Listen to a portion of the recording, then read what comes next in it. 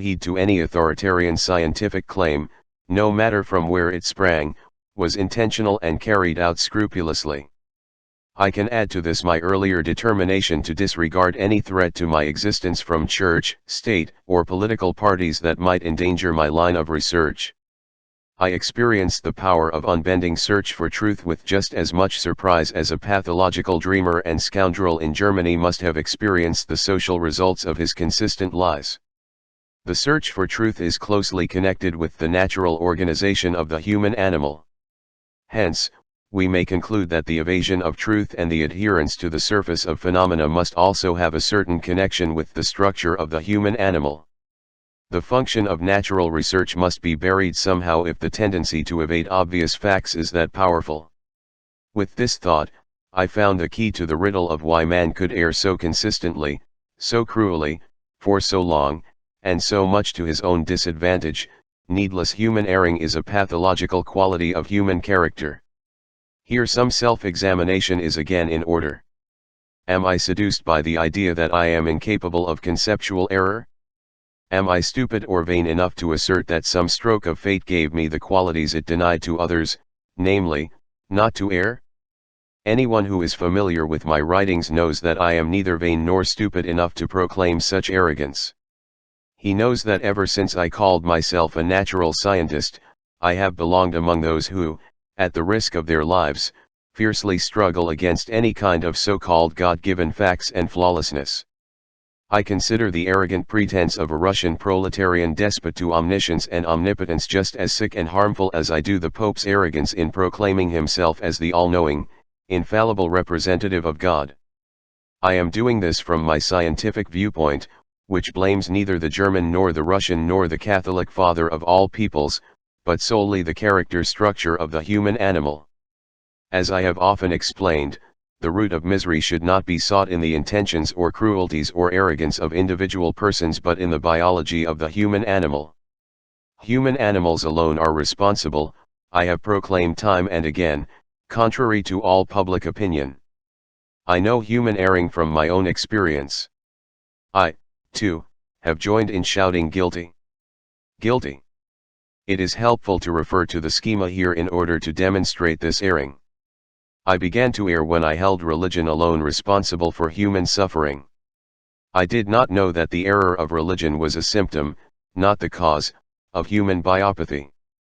I persisted in my error when I held the personal interests of a social group, parents or educators, responsible for suppressing human love life. I did not know that the suppression of love life is no more than a mechanism, and by no means the final cause, let alone intention, of certain social circles. When I was under the spell of the great socialist movement and worked for years, as a physician, among the underprivileged strata of the people, I fell into the gross error of thinking that the capitalist was responsible for human plight. It took the brutal experience of the deteriorating Russian Revolution to free me from this error. They had killed the capitalists, but misery continued to grow. Diplomatic intrigues, political maneuvering, spying, and informing on others, all of which they had set out to eradicate, were more powerfully at work than ever. These experiences inflicted deep wounds. For years, and in harmony with Freud's doctrine, I committed the error of thinking that the unconscious was evil and responsible for all misery. It took a full decade of hard, clinical work among the emotionally ill to free me from this error. This earned me the bitter enmity of many psychiatric businessmen, who enriched themselves at the expense of human emotional misery. Thus I committed the gravest errors of my time and even defended them with conviction. But I do claim for myself that I did not cling to them, as did so many of my co-workers and professional colleagues. I have remained mobile. Whether I am now falling into a new error, I do not know. I assume that it is correct to trace human distress to the pathology of human structure, which in turn lies in its armoring, and to hold the armoring responsible for the orgastic impotence of the human animal, but all this may be a mere mechanism. The answer lies somewhere in that area of our existence which has been so heavily obscured by organized religion and put out of our reach. Hence, it probably lies in the relation of the human being to the cosmic energy that governs him.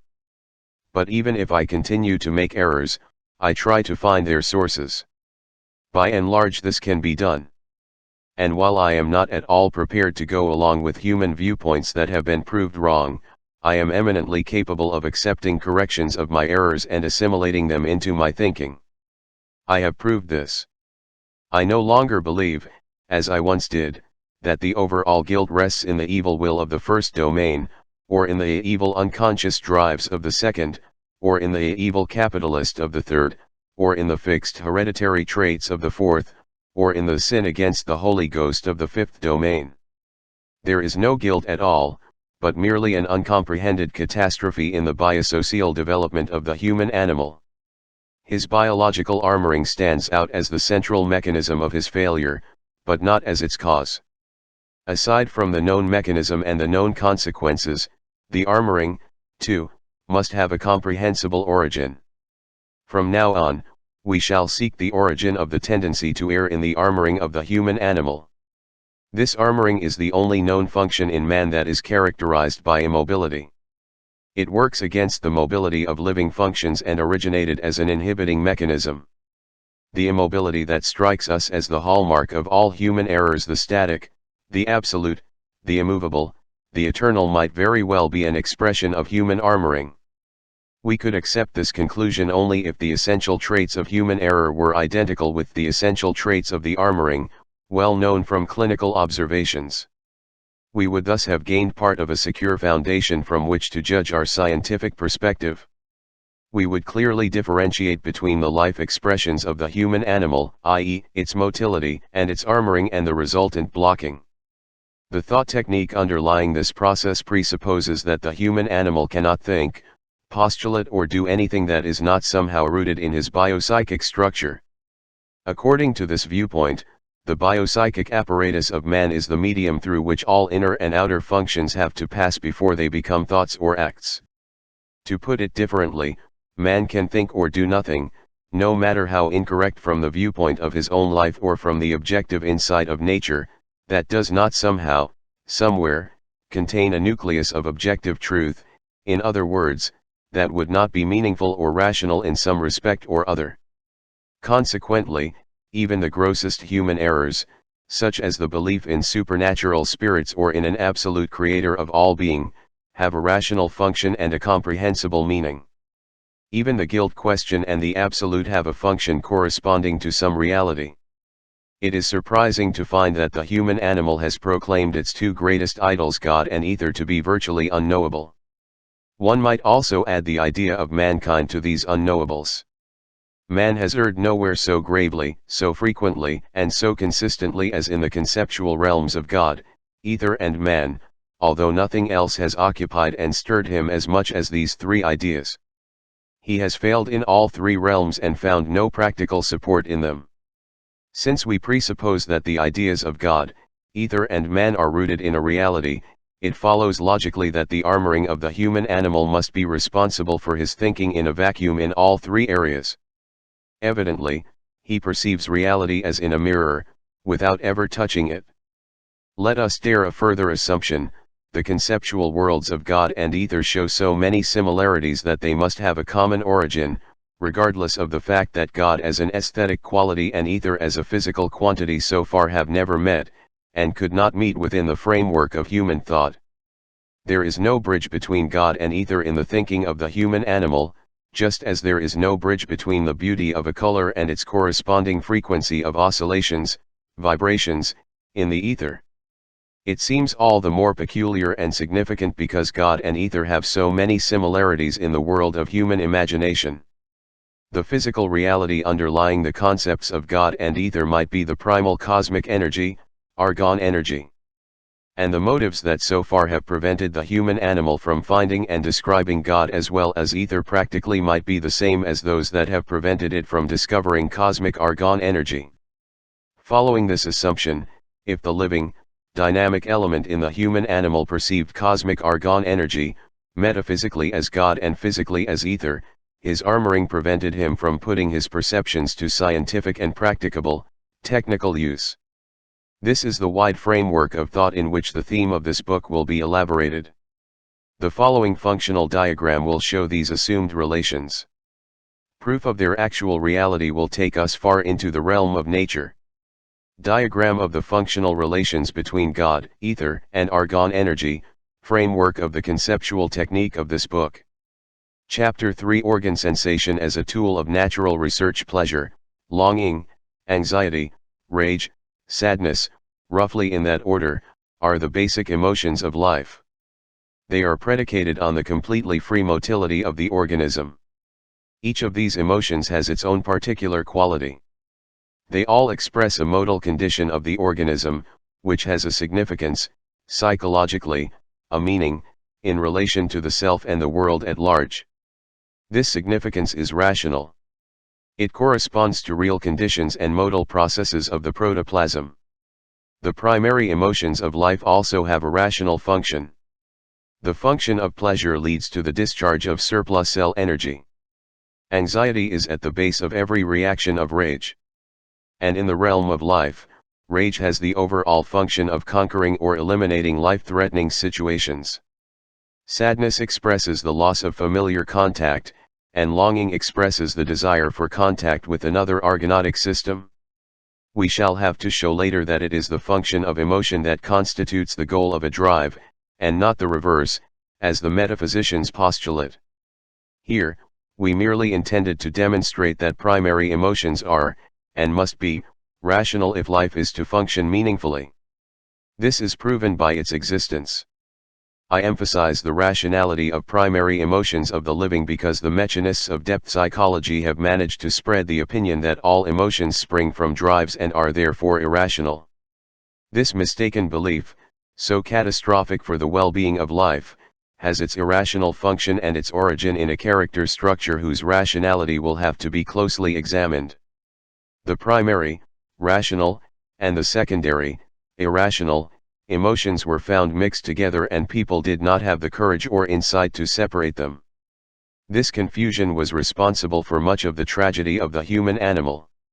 In order to have a complete biological understanding of this tragedy, we will have to learn far more about the function and expression of life in its natural state. The emotions are specific functions of the living protoplasm. Living nature, in contrast to the non-living, responds to stimuli with movement, or motion equals emotion. It necessarily follows, from the functional identity of emotion and plasmatic movement, that even the most primitive flakes of protoplasm have sensations. The sensations can be understood directly from the responses to stimuli. These responses of plasmatic flakes do not differ in any way from those of highly developed organisms. There are no lines to be drawn here. If our impressions of the movements of life correctly reflect their expression, if the basic functions of life are identical in all living matter, if sensations arise from emotions, and if emotions spring from real plasmatic movements, then our impressions must be objectively correct, provided, of course, that our sensory apparatus is neither fragmented nor armored nor otherwise disturbed. Non-living matter does not feel because it is without pulsatory movement. Be it a rock or a cadaver, it conveys the immediate impression of immobility, and with it a lack of sensation. This lack of response to stimuli is in complete accord with our impressions of inanimate matter. Non-living matter has no emotions, i.e., no spontaneous movements. We will later have to go into the question of why so many human organisms animate the inanimate, thereby attributing sensations to it. I anticipate the principal conclusion: just as all emotions and reactions in life spring from and correspond to organ sensations and expressive movements, just as the living organism forms ideas of its surrounding world from impressions it derives from the expressions of the world around it, so all emotions, reactions, and ideas of the armored organism are conditioned by its own state of motility and expression. The objective critical standpoint, which asserts that all perceptions of the surrounding world are subjective, both in the unarmored and in the armored organism, and therefore unobjective, can be refuted by the image of an object in two different mirrors. One mirror is clear, the other has a scratched surface. The first mirror reflects the objects differently from the second. In both cases the reflection, i.e., the sensation, is subjective or arbitrary. The images of the objects in both mirrors are unreal. Yet no one can doubt that the smooth mirror will reflect the objects as they are, while the marred mirror will distort them. I have chosen this example to show that my opponents, both the exponents of absolute objective science and the critical subjectivists, are completely correct in asserting that we have merely sensations and perceptions of the reality around us, that sensation is the only access by which the living organism is connected to the surrounding world, that we do not perceive the object itself but only its image. This is all well and good, but becomes obsessional brooding unless we think further.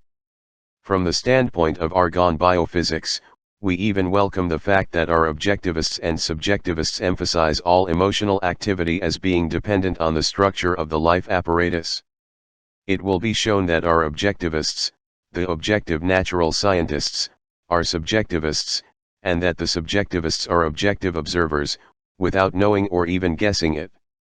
Both claim they experience merely sensations when they describe the world. But neither asks about the nature of the sensations or, rather, about the structure of the perceiving life apparatus. Argon biophysics has given a clear answer to this. The unarmored being perceives the self and the surrounding world in an essentially different way than does the armored organism. Since self-awareness actually colors all other sensations, and since sensation is the filter through which the world becomes manifest to us, the kind of sensations determines the kind of perception and judgments. This conclusion is indispensable and irrefutable.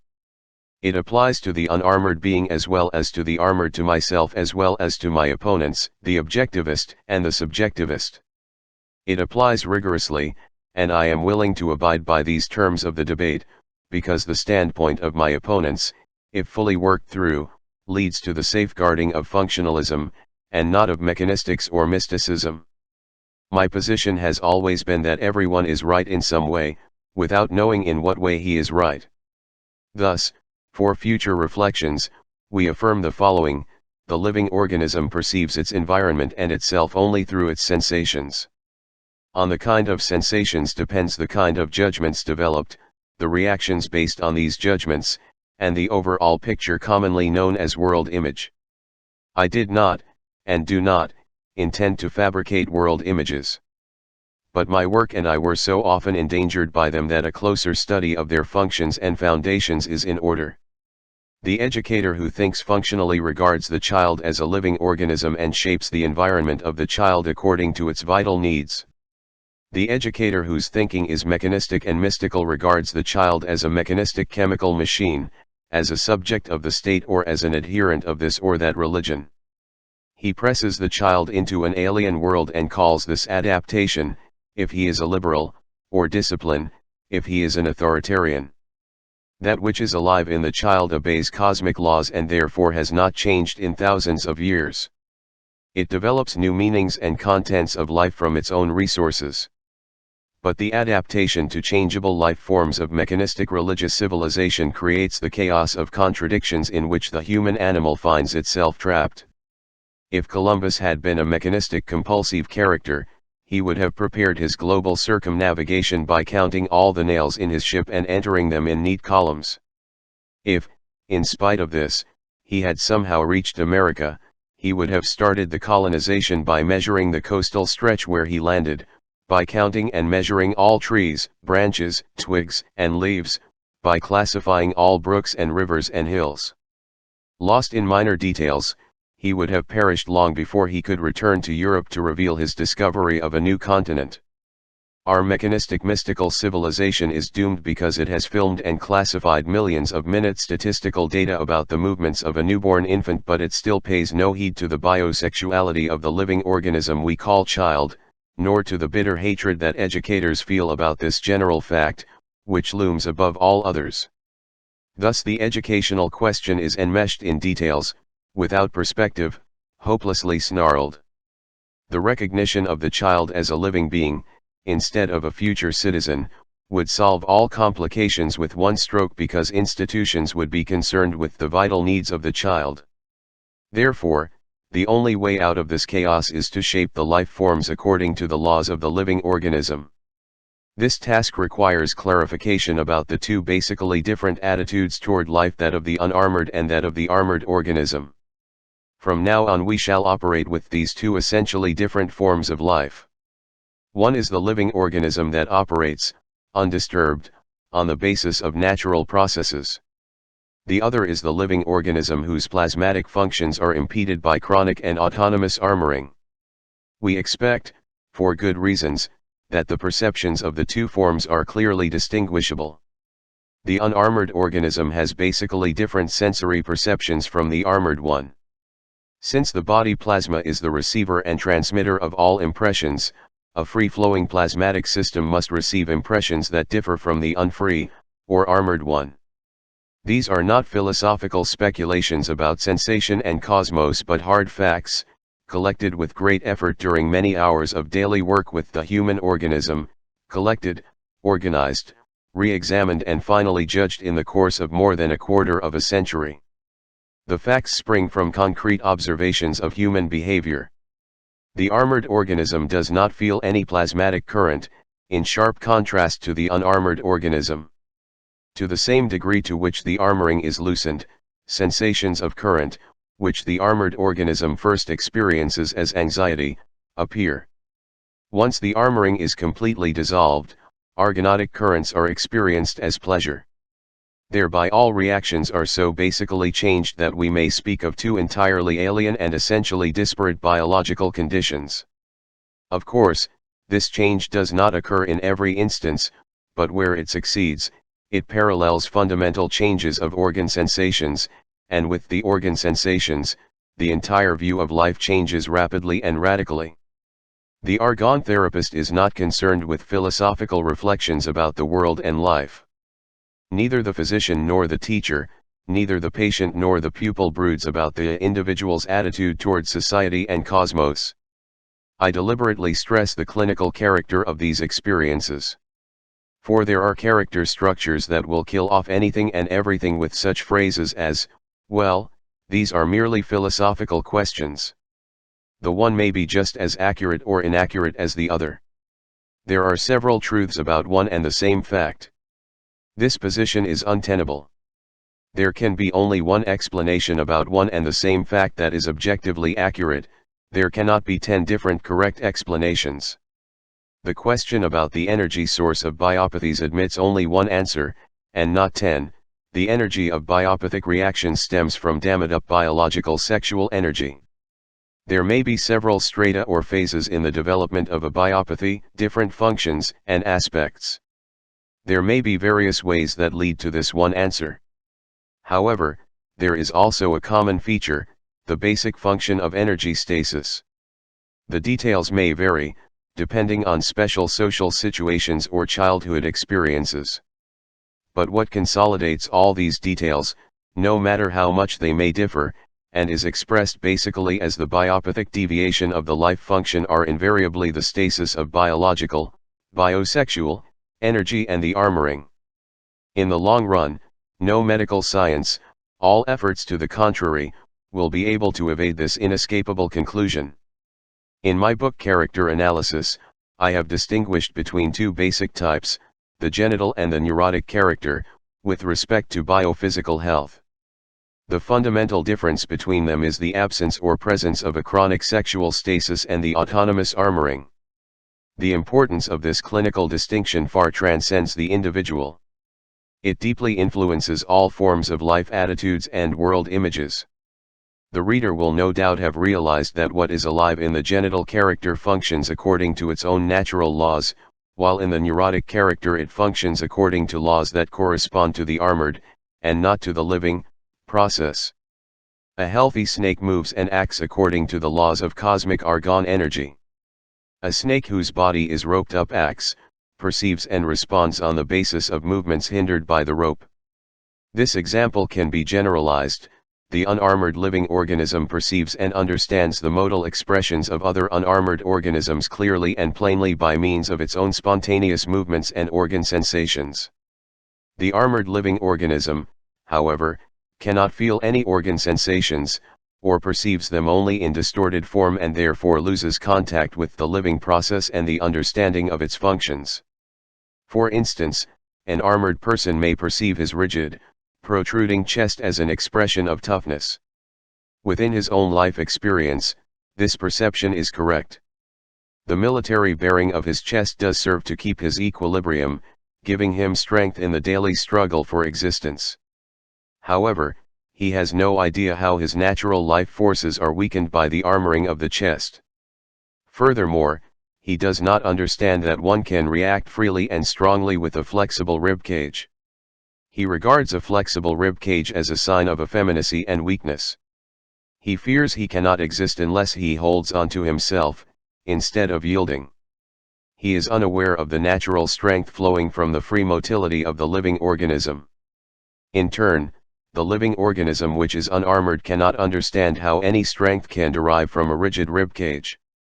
If it tries for a while to imitate the controlled strength of character by stopping its breath and thrusting out the rib cage, it feels only a giant effort that it cannot sustain for long.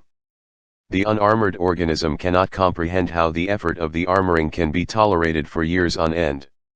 What is alive in the healthy argon therapist understands or experiences the expression of the armored patient as an effect of contrast, as it were, something alien and disturbing.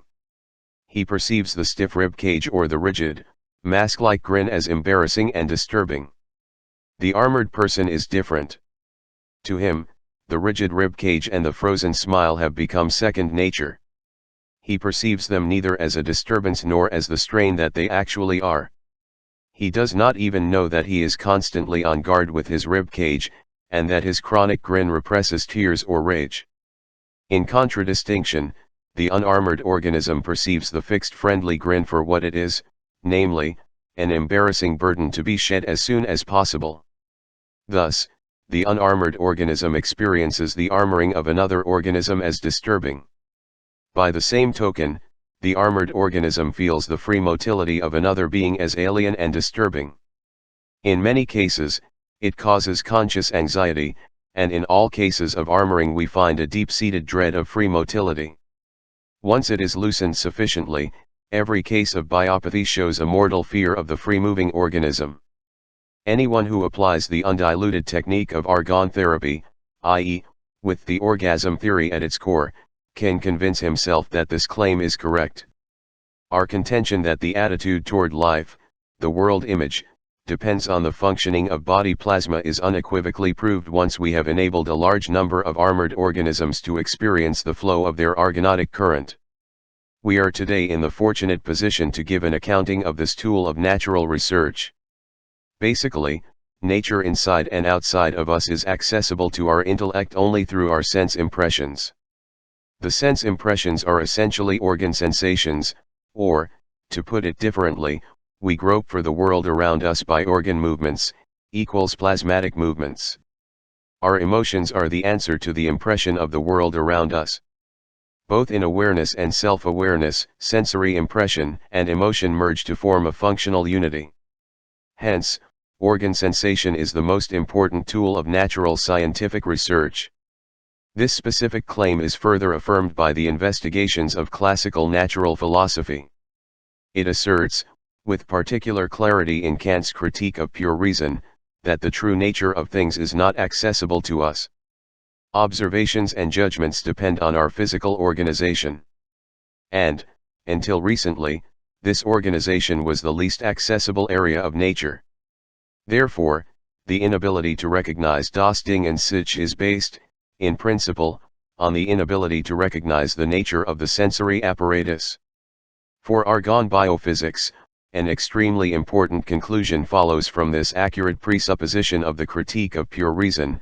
If we succeeded in comprehending the function of perception and of sensation per se in energetic terms, argonautically, i.e., by studying its true nature, we would create an access to das Ding and sich. In Freud's research, it was the unconscious that played the role of das Ding and sich in the psychic organization and thus became the instrument of natural research. The discovery of argon energy was made through consistent, thorough study of energy functions, first in the realm of the psyche, and later in the realm of biological functioning. The material of this research was organ sensation. It is an integral part of our ego perception as well as a part of objectively functioning nature. In argonautic functioning, we perceive ourselves. Self-perception is objectively and experimentally controllable, If the subject of the experiment has keen organ sensations, he can, by their intensity, describe what goes on in the next room in terms of the quantitative potential fluctuations on the oscillograph. Likewise, the observer at the oscillograph can tell, by the quantity of energy variations, how intensely the subject of the experiment feels his organ sensations. 1. This removed the barrier that for thousands of years had hindered the investigation of organ sensation. X-ray photography showing the energy field of the hands was the result of the conceptual unification of sensory perception and objective excitation. 2. The energy field shows no shadows if the sensation of attraction is absent. By closely studying the organ sensations, we become familiar with the tool we use in every kind of natural research, consciously or unconsciously, correctly or inefficiently. In this way, the organization and functioning of the living organism become the most important and indispensable preconditions of scientific knowledge in general. This harmonizes with Kant's critique of reason, which places the biological organization at the root of all knowledge. Lang drew the right conclusion early. Perhaps, he wrote in his History of Materialism, the basis for the causality concept will someday be found in the mechanism of the reflex movement and in sympathetic excitation. Then we would have translated Kant's pure reason into physiology and hence made it more graphic. Lang, Materialism, Volume 2, p. 44, 1902. Lang's grand prediction is now fulfilled. Argon biophysics operates with organ sensations as a first sense of a strictly physiological nature. In order to investigate nature, we must literally love the object of our investigation. In the language of argon biophysics, we must have direct and undisturbed argonotic contact with the object of our investigation. The dynamics of argonotic body functions is revealed in argon therapy. In this manner we learn about the mechanisms at the root of the various life attitudes, Weltanschauungen.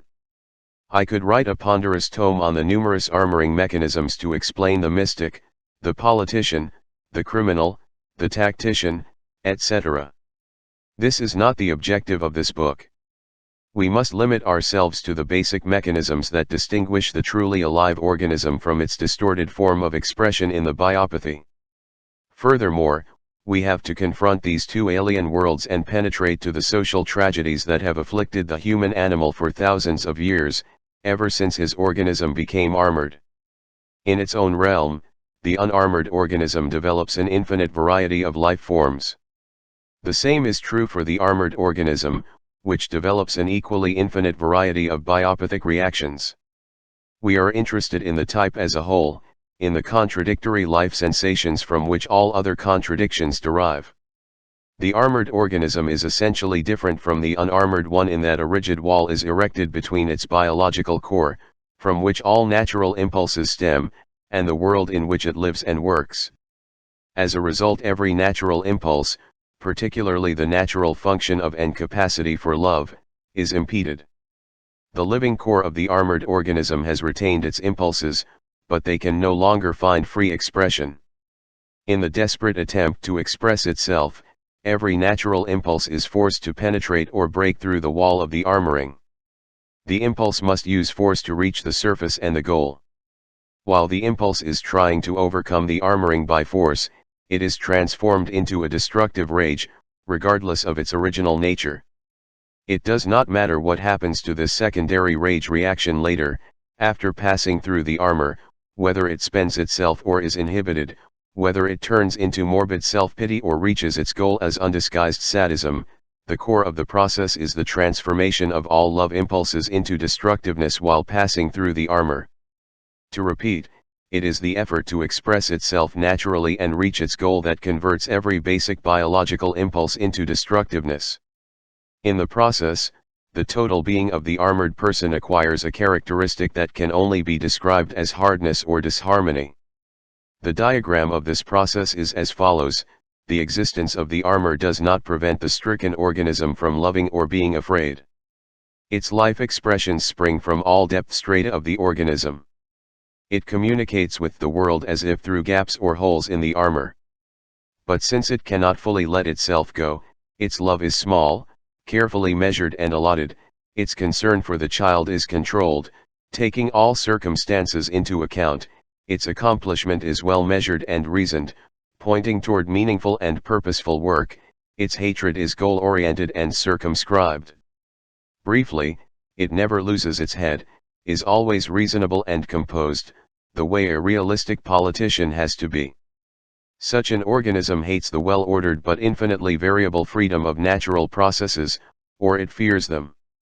Its destructive hatred is directed mainly, we would not exaggerate if we said, exclusively against all genuine and unrestrained attitudes of the unarmored organism, against the spontaneous, pleasurable, enthusiastic, vibrating, wild and foolish things in life. Above all, it opposes what is involuntary and free in the body. In its destructive attitude toward the alive or unarmored organism, the armored organism knows no mercy. Here it loses the qualities it has otherwise raised to the level of ideal human behavior.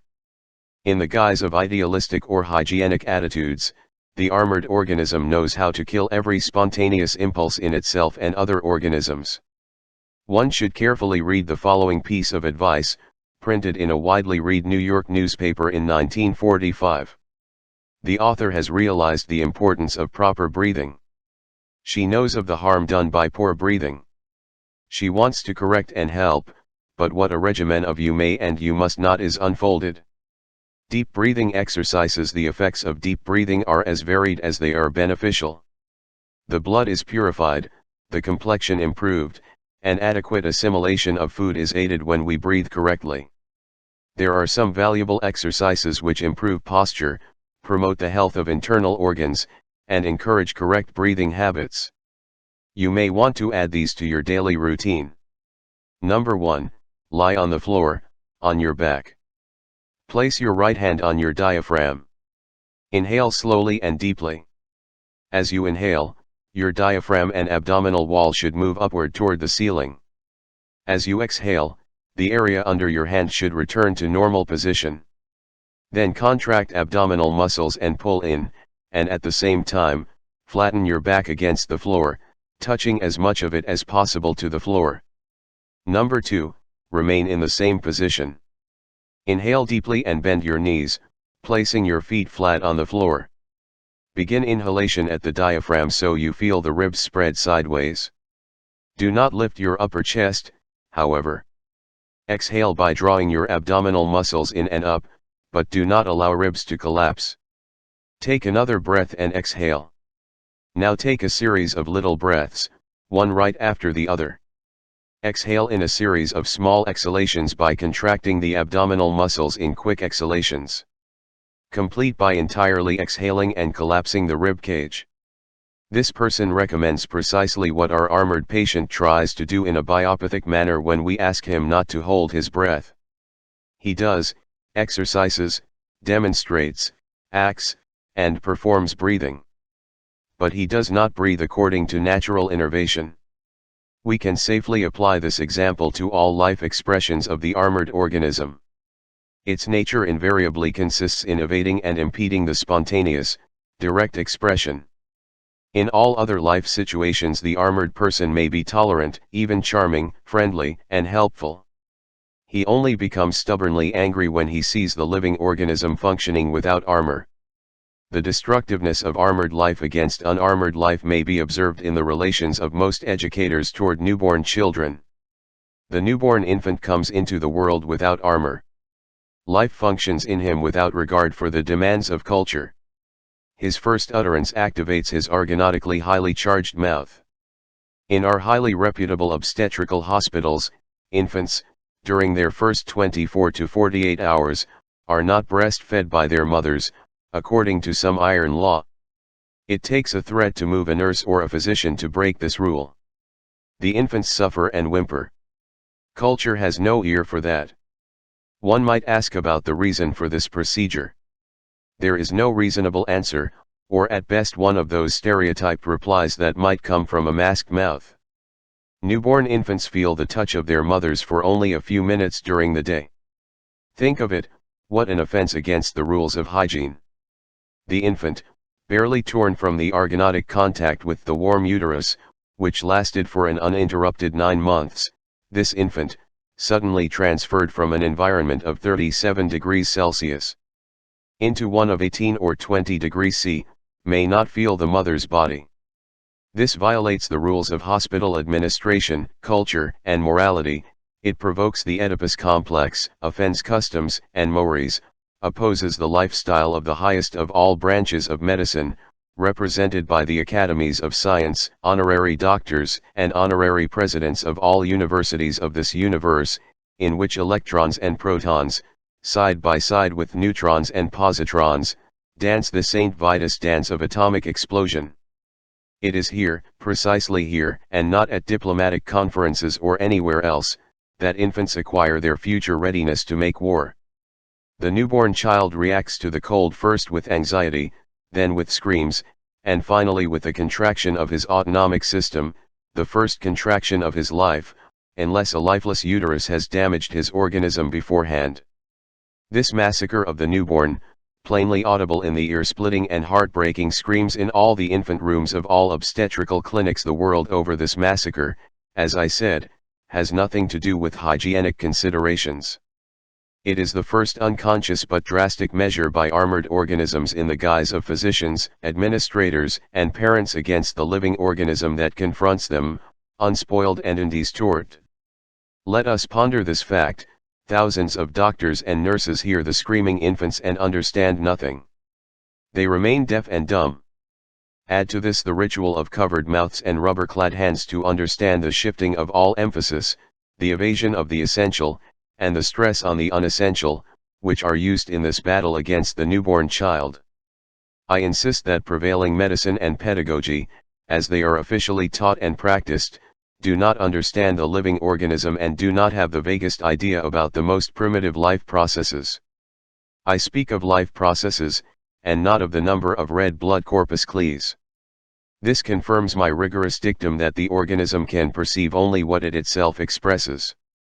The armored physician cannot hear the screams of the infants, or else he takes them for granted because he has stifled the screams inside himself, and because his own organism can no longer perceive what another organism reveals to him. There are only a few, courageous islands of inchoate understanding. I do not intend to write a compendium of the massacre committed in the upbringing of the child. This must be left to others who are more competent than I am. First of all, the common denominator of its many variations must be brought to light.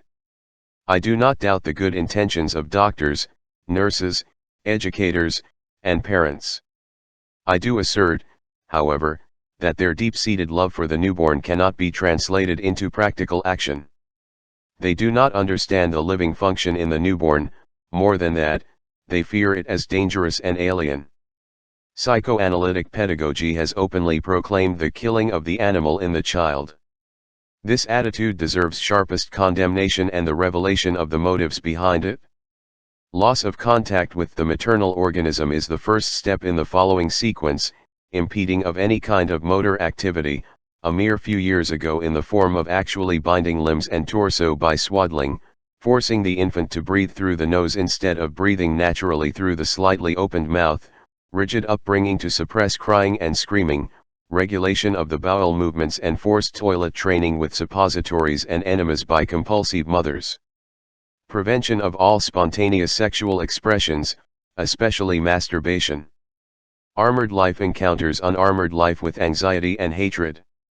In many cases, the anxiety turns into shock, and the hatred into bloodthirsty, murderous, and blindly raging terror. The armored organism cannot bear the soft, yielding movements of a newborn child. Anyone who has ever held a bird in his hand knows the feeling I mean.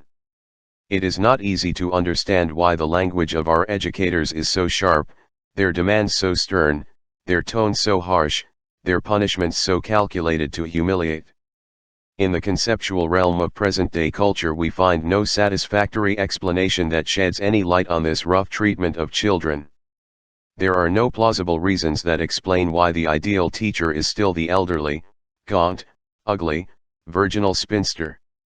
Celibacy for teachers is still practiced in many countries, and where it is not mandatory it is tacitly expected. It has long been known that the sexually unsatisfied organism experiences natural life expressions as a provocation. It is known that such a person does not like to be reminded of his unhappiness, of his frustration. But it is not that simple. The armored organism does not initially hate the truly alive, unarmored organism. On the contrary, he tries to establish contact and reacts first in a rational, loving manner. But the course of the love relationship invariably and compulsively turns to furious hatred. Close examination of the process shows that the armored organism either cannot fully establish contact or cannot maintain it. Sooner or later the warm, loving impulse is blocked by the armor. This is followed by the tormenting feeling of frustration. The armored organism does not know that its love impulses have been blocked, and behaves as if the unarmored organism had denied it love. In its desperate attempt to break through and express its love, the love impulse turns into hatred and destructiveness. This hatred is not willed, not consciously reasoned. The reason for the hatred is always dragged in as a byproduct, thus becoming a rationalization. The mechanism just described has general importance. Without recognizing it, so much of human interaction, which otherwise would be incomprehensible, can be understood. In another context, I will discuss the lawfulness of this sudden turn from rapture and love to bitter hatred. It is always the inability of the armored organism to develop its love impulses, to generate enthusiasm, to commit itself without reservation to a cause that makes it destructive. In addition, there is the attitude of the unarmored child toward the armored educator. Healthy children are extremely sensitive to simulated forms of behavior. They turn away from armored people and reach out to those who are unarmored. In the presence of an armored organism, the unarmored person very soon feels hemmed in, without contact, rejected. We are not yet able to read reactions accurately with the use of instruments, but there can be no doubt about the biophysical nature of these reactions. We are dealing with contact phenomena, with excitations of the argon field. The contact between two unarmored organisms, say, between a healthy mother and a healthy child, is completely different. There is nothing forced about body expressions. Love attitudes are just as rational in their foundation and expression as are defensive mechanisms or hatred. Contrary to the complicated and tangled conflicts in the relationship between two armored organisms, healthy human intercourse is simple. It is not without friction, but there are no biopathic reactions of neurotic stickiness, petty vindictiveness, or insoluble complexities. It is precisely the simplicity in human intercourse that is so incomprehensible to the armored organism. Everything natural and profound is simple. The simple, grand lines of emotional expression are known to characterize the great painter, musician, poet, novelist, and scientist. But the simple is alien to the armored organism. Its impulses are so complicated in their form of expression, the manner of their utterance is so muddled and contradictory that it has no organ for the simple and unequivocal emotional expression. It even lacks a sense of simplicity. Its love is mixed with hatred and anxiety. The unarmored organism loves unequivocally in love situations, hates unequivocally where hatred is legitimate, and fears unequivocally where fear is rational. The armored organism hates where it should love, loves where it should hate, and is frightened where it should love or hate. Complexity is the specific life expression of the armored person. He is trapped, as it were, in the multiple contradictions of his existence.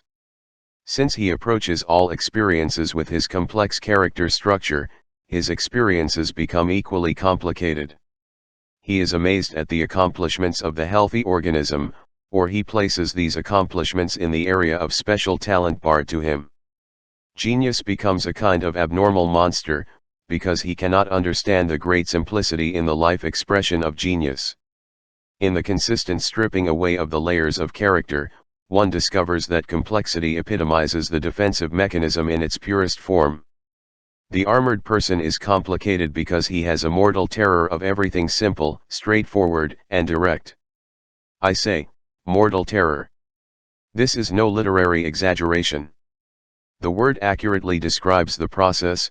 The simple, straightforward, direct expression inescapably leads periodically to orgastic plasma convulsions. The armored person cannot express himself with immediacy because his natural impulses are distorted, fragmented, inhibited, and transformed in the tangled net of his character structure.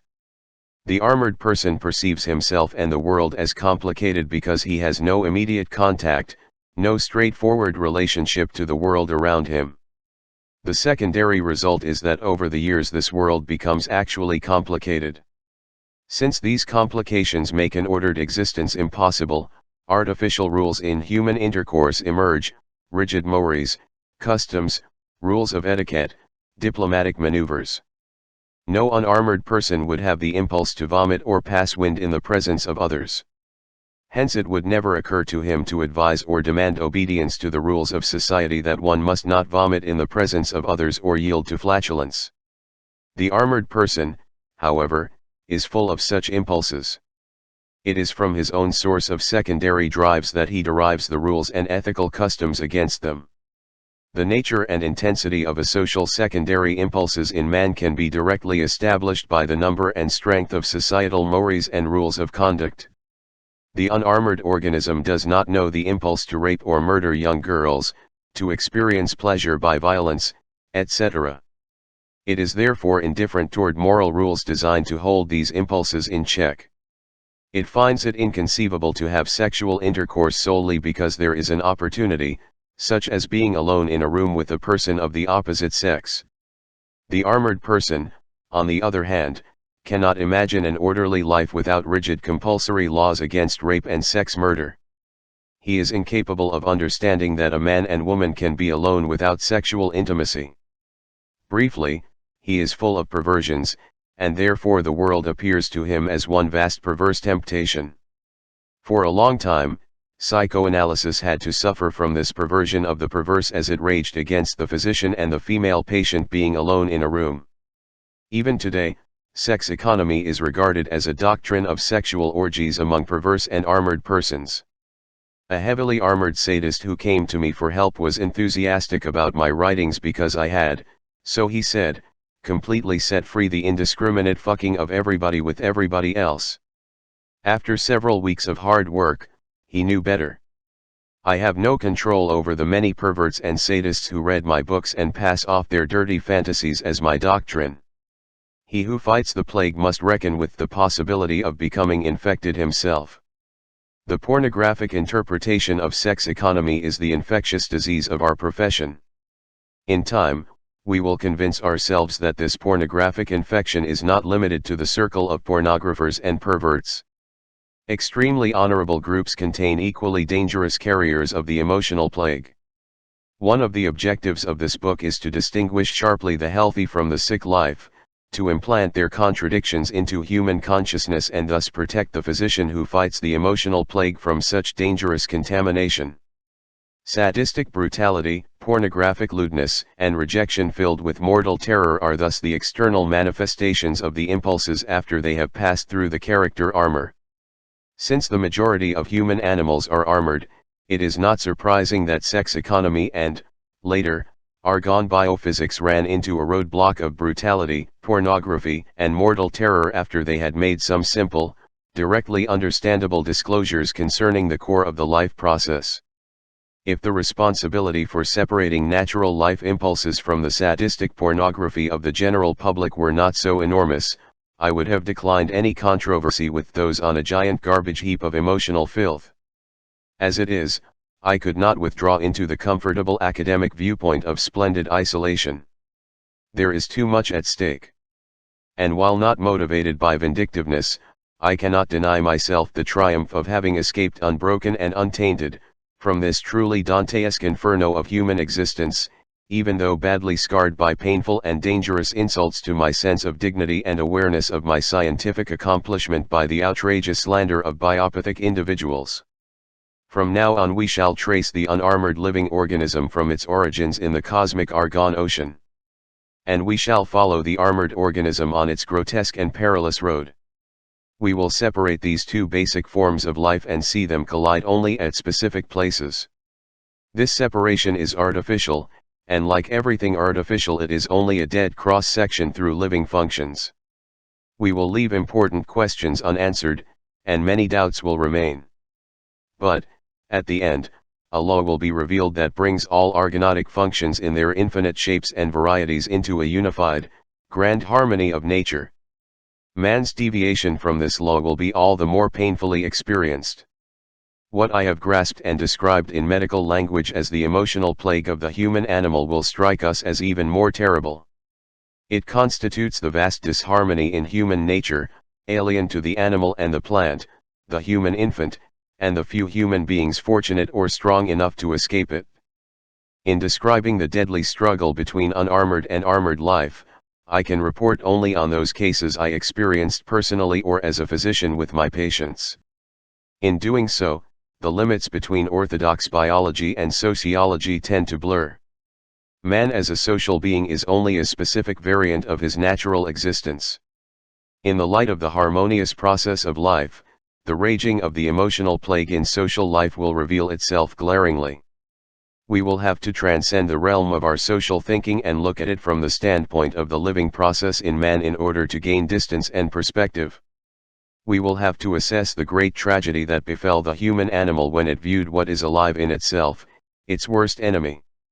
We will experience its hatred of the living.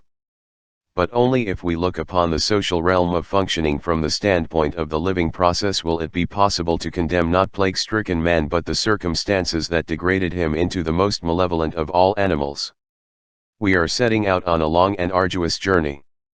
Those who do not want to come along or who expect the usual platitudes about biology and sociology should stay home. But those who have the courage to face some hard truths are welcome to join us. Chapter 4 Animism, Mysticism, and Mechanistics. We must ask, was ignorance about the living process merely the result of a faulty conceptual technique and insufficient research? Or was it the result of a characterological inhibition, an unconscious intention, as it were? The history of science leaves no doubt that the living process was not allowed to be studied, that through thousands of years it was the mechanistic mystical structure of the human animal that excluded from all research, by absolutely all conceivable means, the cosmic foundations of the living process. And there was method to this structural intention, first, in the religious conceptual prohibition that presented God and life a priori as being unknowable, then, even in the punishment by death for recognizing the life process, as contained in several religious taboos. The myth of Adam and Eve has a deep rational meaning. To eat from the tree of knowledge meant to be expelled from paradise by fire and sword. It is a snake, a symbol of the phallus as well as of primal biological motion, that persuades Eve to seduce Adam. They pluck the forbidden apple and eat it. They are overcome with shame.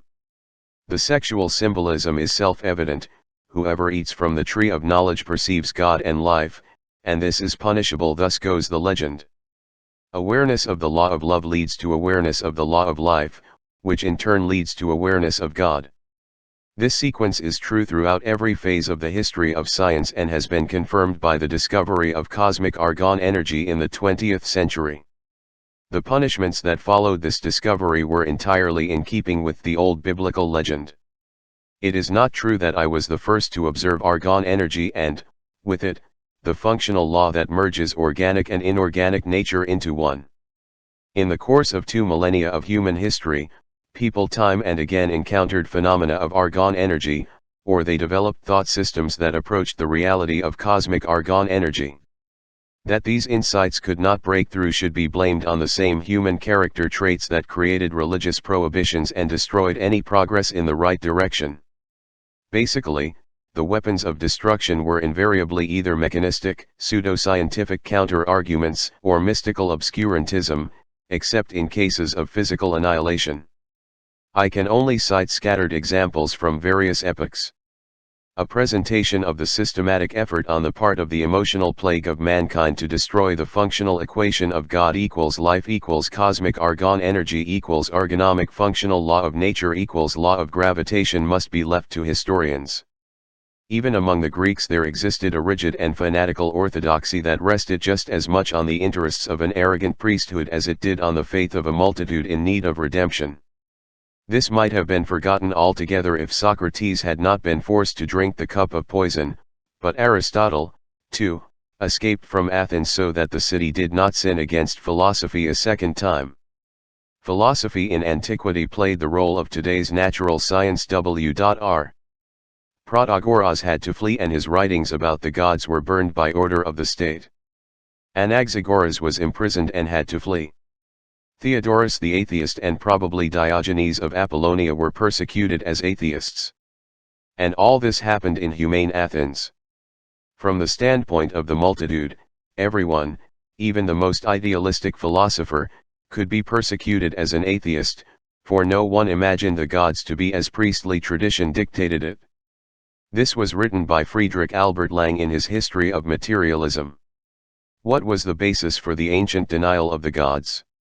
What was there about the development of scientific materialism that enabled Greek philosophy to oppose superstition? It was the energy hypothesis of the soul atoms of Democritus, i.e., a scientific glimpse of the existence of a special energy, the argon, underlying the psychic functions. Materialistic philosophy did not start from mechanistic questions but, oddly enough, from basic psychological questions, just as argon biophysics sprang from the psychiatric problems of the biological drive dynamics. What is sensation? How can matter perceive itself? What is sensation tied to? Under what conditions does sensation exist, and under what conditions does it not? Thus, natural science of antiquity, brilliant and in its assessments accurately oriented to this day, did not start from material but from functional problems that did not exclude sensation. It was over these functional processes, and not over materialistic questions, that the scientific mind separated from the metaphysicians and the mystics. These were the questions that kindled the battle flames of the emotional plague against the knowledge of nature and the equation of God equals natural law. These questions and not, originally, the mechanistic laws governing the velocity of falling bodies turned the accurate world image and its processes into the burning issue they became. For every scientific mind realized that it was only our own sensation of the processes in us and outside us that contained the key to the deeper secrets of nature. The sensation of living protoplasm is a singular phenomenon of nature, within and not beyond human life. Sensation is the sieve through which the inner and outer stimuli are perceived. It forms the bridge between ego and outer world. This is an established fact, both among natural philosophers and natural scientists who are aware of their investigative methods. It is all the more strange that, until recently, scientific research was unable to say anything about this central part of its own nature and that mysticism could usurp the realm of life sensations with such completely disastrous effect. Such grotesque facts always have a certain function and a secret intention. It would of course be wrong to assume that sometime, somewhere, there was a secret council of armored human animals who determined how the knowledge of sensation itself, the link between ego and nature, could be prevented and why those who discovered the secret of nature should be so harshly punished, persecuted, burned, and tortured. There were no secret deliberations and there were no decrees. The deadly battle that the emotional plague waged against the recognition of the basis of sensation was dictated, guided, and carried out by the structural laws of armored human beings. It was the character analytic theory of structure that first broke the spell and opened the gate to insight into the nature of sensation itself. The ensuing discovery of biological energy phenomena within the perceiving organism and the further discovery of atmospheric argon energy in the purely physical sense were merely the logical consequences of the first act, the discovery that sensation is a function of excitation, that, in other words, there is a functional identity between the quantity of excitation and the intensity of sensation. With this, sensation itself had become the objective of scientific research. The further consequences of this discovery speak for themselves. Sensation is the function of a limiting membrane that separates the living system from the surrounding argon ocean. Through this membrane the argonautic living body communicates with all other argon systems. It is no accident that the sensory nerves develop from the ectoderm, the outer germinal layer of the gastrula.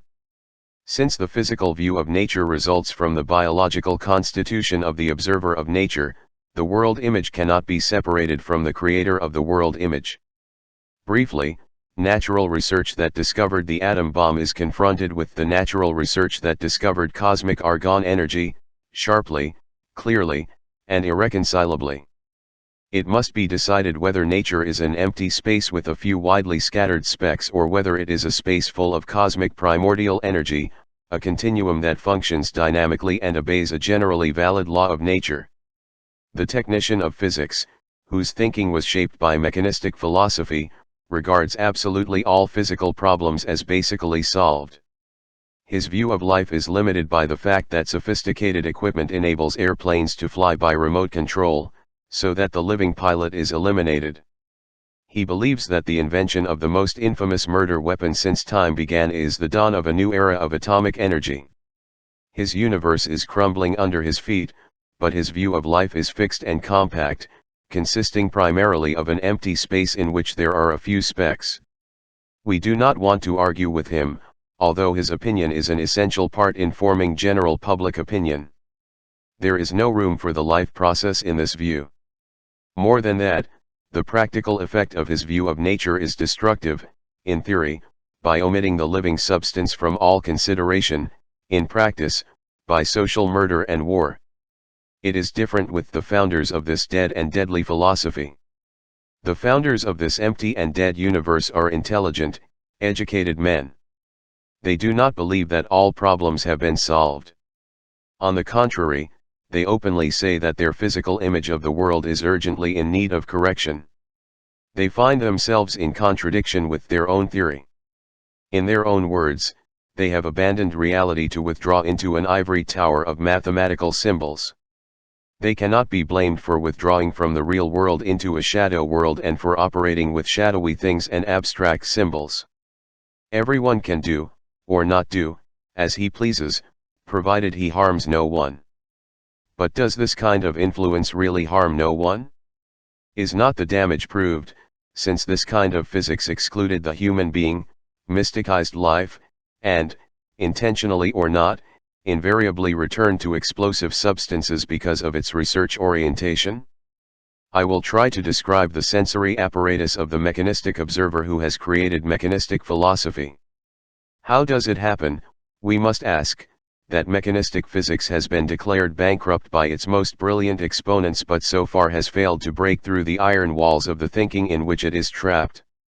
If we are consistent and hold the character structure of the physicist responsible for the mechanistic view of life, we must ask these questions: what is the nature of the mechanistic character structure? Which specific qualities underlie its helplessness in observing nature? Where does this character structure come from? And, finally, in which social processes did it originate? I am not obliged to present the history of mechanistic natural science. Suffice it for me to speak from experience and to describe the typical mechanistic physicist as he is revealed by psychiatric investigation. The typical mechanistic physicist thinks according to the principles of machine construction, which he primarily serves. A machine must be perfect. Hence the thought and action of the physicist must be perfect. Perfectionism is an essential characteristic of mechanistic thinking. It permits no errors. Uncertainties, situations in flux, are undesirable. The mechanist works with artificial models of nature when he experiments. The mechanistic experiment of the 20th century has lost the essential features of genuine investigation, the control and imitation of natural processes, which have characterized the work of all pioneers in the natural sciences. All machines of the same type are alike down to the most minute detail. Deviations are regarded as inaccuracies. In the realm of machine construction this is quite correct. But this principle will lead to error if applied to processes of nature. Nature is imprecise. Nature does not operate mechanically but functionally. Therefore, the mechanist always goes against nature whenever he uses his mechanistic principles. There is a lawful harmony of natural functions that permeates and governs all being. But this harmony and lawfulness is not the mechanical straitjacket that mechanistic man has imposed on his character and his civilization. Mechanistic civilization is a deviation from the law of nature, even more, it is a perversion of nature, an extremely dangerous variant, just as a rabid dog represents a morbid variant within the species. In spite of the lawfulness of their functions, natural processes are characterized by the absence of any kind of perfectionism. In a naturally grown forest we find a uniform principle of growth. But there are no two trees and no two leaves among the hundreds of thousands of trees that resemble one another with photographic likeness. The realm of variations is infinitely wider than the realm of uniformity.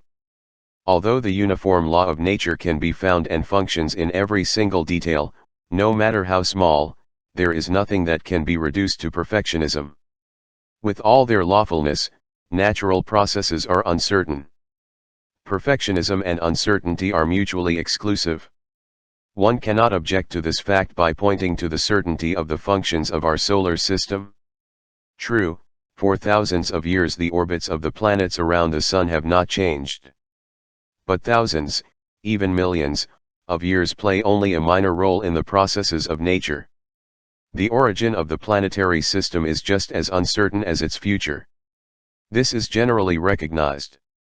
Thus, even the planetary system, this perfect mechanism of the astrophysicists, is imperfect, in the irregular fluctuations of thermal periods, sunspots, earthquakes, etc.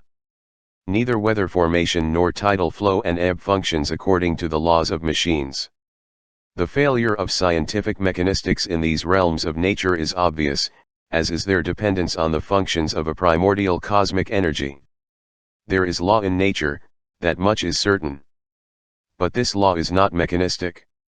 Therefore, perfectionism is a compulsive accuracy of mechanistic civilization, accurate within but not outside the realm of mechanistic functions, the artificial models of nature. Just as everything within the conceptual framework of formal logic is logical, but becomes illogical outside this framework, just as everything within the framework of abstract mathematics is consistent, but outside has no frame of reference, just as all principles operating in the authoritarian educational system are logical, but outside are useless and anti-educational, so, too, is mechanistic perfectionism outside its own logical domain unscientific, and, in its pseudo-accuracy, it functions as a drag upon natural investigation. Research without errors is impossible. All natural research is, and always was, groping, irregular, unstable, flexible, forever corrective, in flux, uncertain and insecure, and yet in contact with real processes. For these real processes, in spite of all their basic unifying laws, are variable in the highest degree, free in the sense of being irregular, unpredictable, and unrepeatable. It is precisely this freedom found in nature that frightens our mechanists when they encounter it. The mechanist cannot tolerate uncertainty. But this freedom is neither metaphysical nor mystical but functionally lawful. Here character analysis has opened up several crucial insights. It was important to apply psychiatric insights into human reactions, to the basically incomprehensible, hate-filled rejection of ergonomic phenomena. In my publications, I have dwelt time and again upon the astonishing fact that cosmic argon energy was so thoroughly and so consistently overlooked by the physicists. Lasting as it did for centuries, this oversight could not be an accident.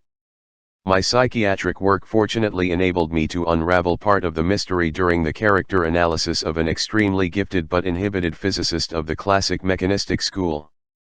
We found that, rooted in certain experiences irrelevant in this context, he had developed a strong, dreamy cosmic longing and fantasizing from childhood on. It had led him to study physics. The core of this fantasy was the idea of floating all alone and lonely in the universe among the stars. A specific memory from his second year showed that this fantasy was rooted in real personal history. As a small child he had observed the stars at night through the window. He waited for their appearance with an excitement mixed with anxiety. His flight into space also served to remove him from very unpleasurable situations in his parental home. The strong inhibition I mentioned earlier sprang from precisely those painful experiences that led him to study the universe. But, at the same time, they remained as permanent inhibitions on his capacity for surrender and as a block to his organ sensations.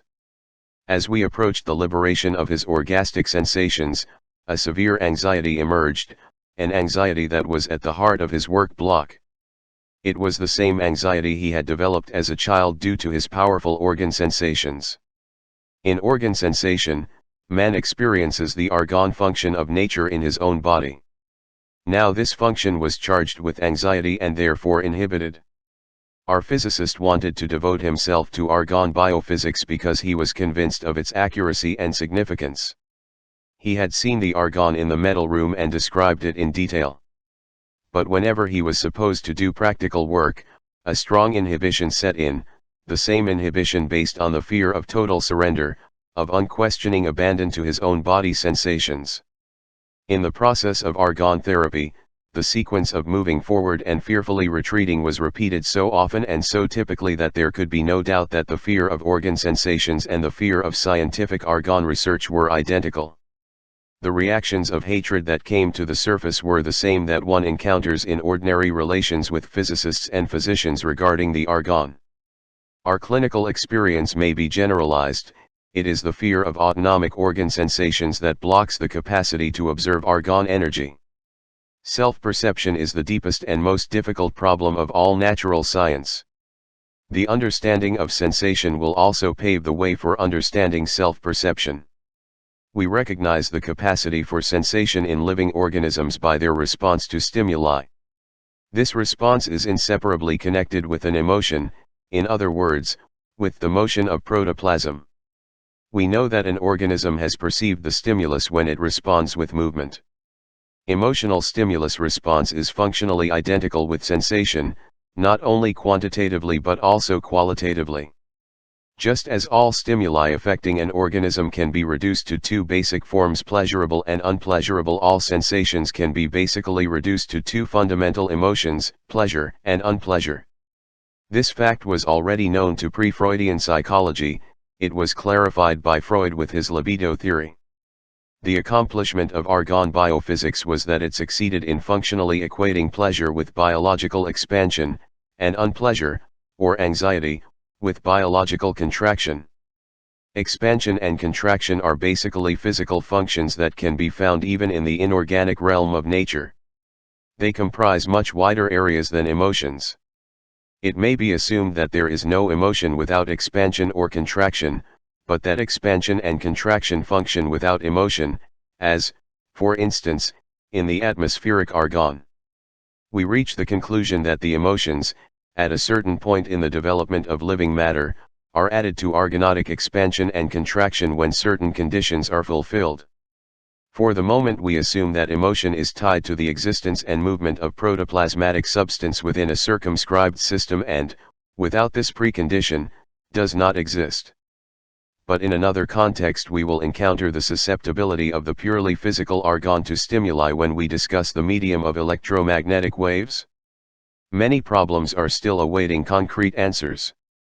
But regardless of the many obscurities blurring our vision, it is certain that from now on sensation and emotion are found within, and no longer outside, the physical view of nature. Mechanistic natural research must exclude sensation because it cannot grasp it.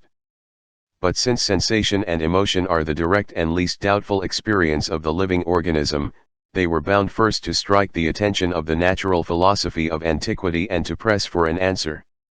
In his book Meeting of East and West, Northrop explains the importance of direct organ sensation for the entire natural philosophy among ancient Asiatic cultures.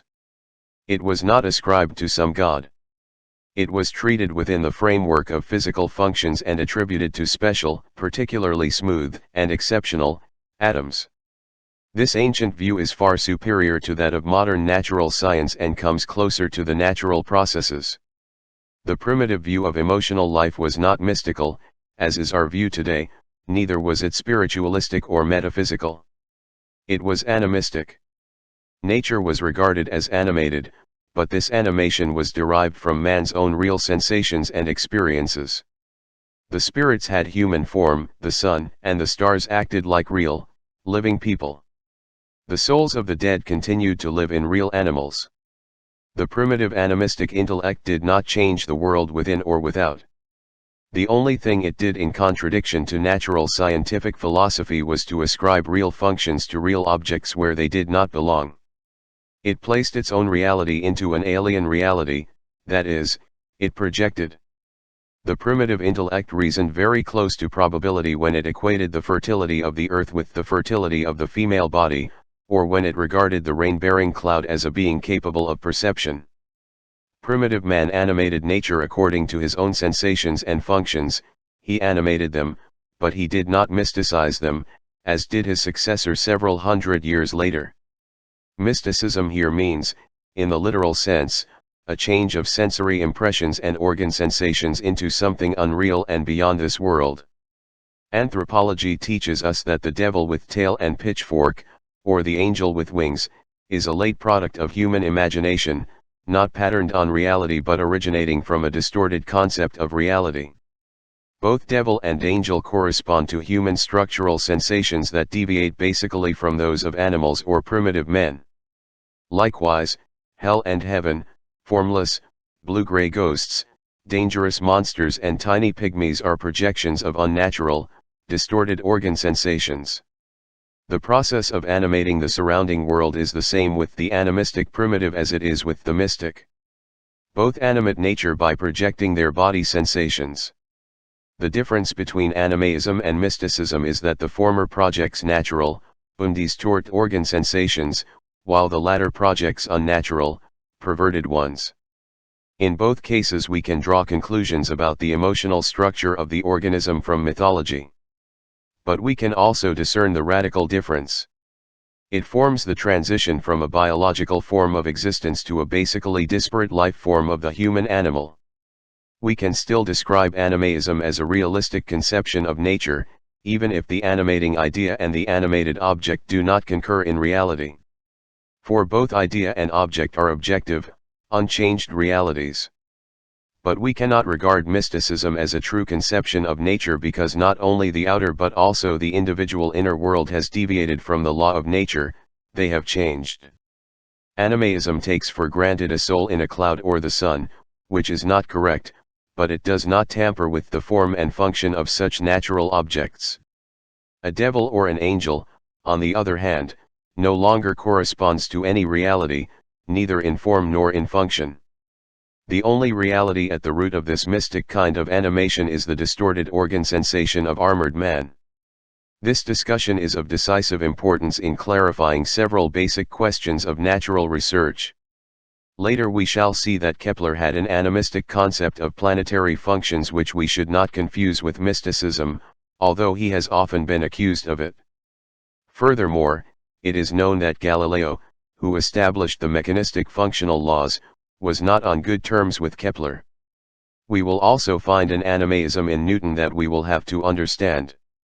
It is important to dissociate ourselves from the unfounded superiority of the mechanists, who dismissed as mysticism the animistic efforts of a Kepler or Newton to comprehend the harmonic law of nature.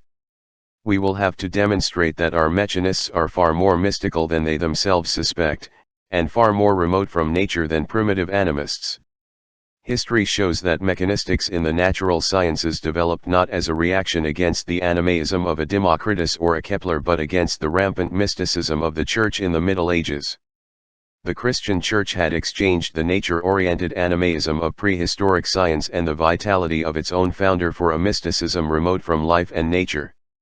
The mystical bishop sent the animistic witch to be burned as a heretic.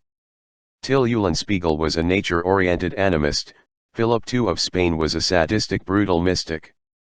Functional natural science must defend primitive animism against perverse mysticism and take from it all elements of experience corresponding to natural sensory perceptions. Narrow-minded mechanists of natural science reproach functionalism for being mystical. This blame rests on the assumption that those who try to understand mysticism are mystical. The mechanist does not understand emotional processes at all.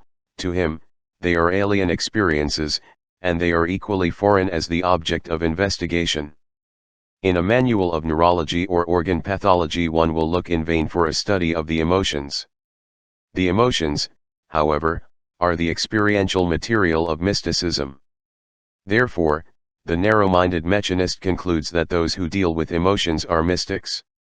The understanding of emotions is so remote to the mechanist's thinking that there is no room for it in his natural scientific investigation. Functionalism is simply not capable of overlooking the emotions and can include them in the realm of natural scientific research. The mechanist regards this as mysticism because they confuse mysticism with the study of mysticism. For mechanistic pathology, functional illnesses are imaginary illnesses. When the mechanistic physician cannot ascertain any alteration in the chemical composition of the blood or in the structure of the tissues, he cannot diagnose an illness, even if the patient actually does. The functionally oriented physician, the argon therapist, knows about the bodily function of the emotions. He understands how and why one can die of grief. For grief is functional.